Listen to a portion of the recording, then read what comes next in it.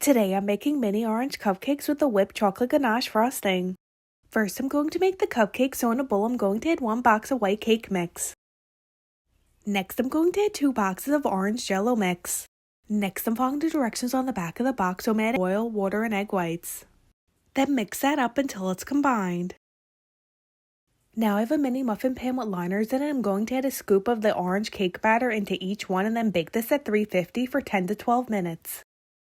Next, I'm going to make the frosting, so in a bowl I have 1 cup of semi-sweet chocolate chips, and then I'm going to add 1 cup of cream that I heated up almost to boiling, and I'm going to let this sit for 5 minutes. Now that it's been 5 minutes, I'm going to mix that up until everything is melted and smooth, and then I'm going to let this sit on the counter for 2 hours.